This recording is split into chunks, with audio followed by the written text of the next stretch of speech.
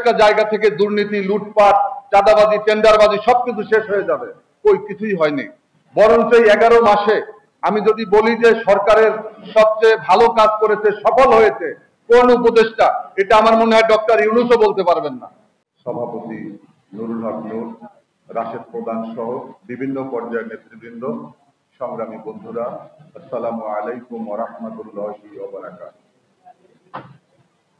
আমি ভিপি নূরের বক্তব্য দিয়েই শুরু করি। তিনি বলেছেন যে 15 দিনের যারা আন্দোলন করছে তাদের আন্দোলনেই শুধু যে আজকে তারা নিজেদেরকে অনেক বড় নেতা মনে করছেন, কেউ কেউ করছেন, এটা সত্য। এটা আন্দোলনের ধারাবাহিকতা, দীর্ঘ 17 বছরের আন্দোলনের ধারাবাহিকতা। আমরা খুনি হাসিনার ক্ষমতা আসার আগে মঈনুদ্দিন ফখরুদ্দিনের বিরুদ্ধে 2 বছর আন্দোলন করেছি। হাসিনার 15 বছর, এই 17 বছর আন্দোলন সংগ্রাম ছিল আমাদের একটাই দাবি, আমরা ভোটের অধিকার চাই। এদেশের মানুষ 14 সালে ভোট দিতে পারে নাই, 18 সালে পারে নাই, 24 সালে পারে নাই। আমরা কুত্তামার্কা নির্বাচন দেখেছি, আমির আমির নির্বাচন দেখেছি, দিনের ভোট রাতে দেখেছি। এজন্য আমাদের লড়াইয়ের প্রথম যে জায়গাটা, একটা জনগণের সরকার দরকার।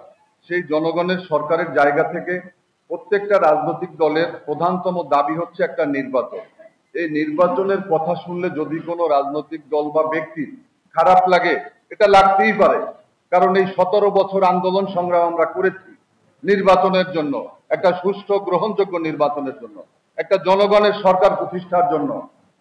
যার কারণে আমাদের আজকে আপনারা দেখেছেন যে ডক্টর মোহাম্মদ ইউনূস, তাকে আমরা সবাই শ্রদ্ধা করি।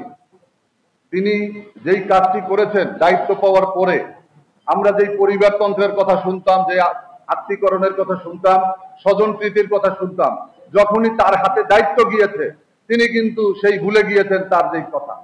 তিনি কিন্তু তার বন্ধু বান্ধবী, ক্লাসমেট এবং বিশেষ করে চট্টগ্রাম সমিতিতে পরিণত করেছেন এই উপদেষ্টা পরিষদ। 26 জন উপদেষ্টার 13 জনের বাড়ি হচ্ছে গিয়া চট্টগ্রামে।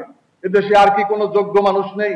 মাত্র কয়েকদিনের জন্য ভারপ্রাপ্ত এমডি ছিলেন আজকের স্বাস্থ্য উপদেষ্টা। তাকে কোন যোগ্যতায়, কি কারণে, কোন কোটায় উপদেষ্টা বানানো হয়েছে এটা দেশের মানুষ জানে না। আজকে স্বাস্থ্য খাত হচ্ছে বাংলাদেশের সবচেয়ে একবারে ধসে পড়েছে। আপনারা দেখেছেন যে এই যে বিমানটি বিধ্বস্ত হয়েছে, বিমান বিধ্বস্ত হওয়ার পরে আমরা জানতে পেরেছি এটা মেয়াদ উত্তীর্ণ, এটা বিভিন্ন ধরনের ত্রুটির কথা আমরা জানতে পেরেছি। কিন্তু যেই রানওয়ের কাছে যে স্কুলে এই ভবনটিতে পড়েছে, এই ভবনটি তো রানওয়ের ভিতরে ছিল, সেখানে বহুতল বিল্ডিং কিভাবে হলো, এর দায় কে নেবে? এর দায় কার কাছে আমরা চাইব? আমরা যখনই দেখি কোনো নৌ দুর্ঘটনা ঘটে, আমরা দেখি লঞ্চ বা স্টিমারের কোনো তাদের মেয়াদ উত্তীর্ণ ছিল, লাইসেন্স ছিল না। এভাবে দেশটা চলতেছে। আমরা ভেবেছিলাম যে 5ই আগস্টের গণ অভ্যুত্থানের পরে আমরা একটা নতুন বাংলাদেশ পাবো, প্রত্যেকটা জায়গা থেকে দুর্নীতি, লুটপাট, চাঁদাবাজি, টেন্ডারবাজি সবকিছু শেষ হয়ে যাবে। কই কিছুই হয়নি। বরঞ্চ এই 11 মাসে আমি যদি বলি যে সরকারের সবচেয়ে ভালো কাজ করেছে, সফল হয়েছে কোন উপদেষ্টা, এটা আমার মনে হয় ডক্টর ইউনূসও বলতে পারবেন না। আমরা সে মোতাবেক নির্বাচন চাই। এদেশের জনগণ তার প্রতিনিধি নির্বাচন করবে। কে ক্ষমতায় যাবে আমরা জানি না, যাদেরকে জনগণ ভোট দেবে তারা ক্ষমতায় যাবে। আমার আরেকটি প্রোগ্রাম থাকার কারণে আমার বক্তব্য এখানে শেষ করছি। বাংলাদেশ জিন্দাবাদ, বাংলাদেশ লেবার পার্টি জিন্দাবাদ, আম জনতার দল জিন্দাবাদ।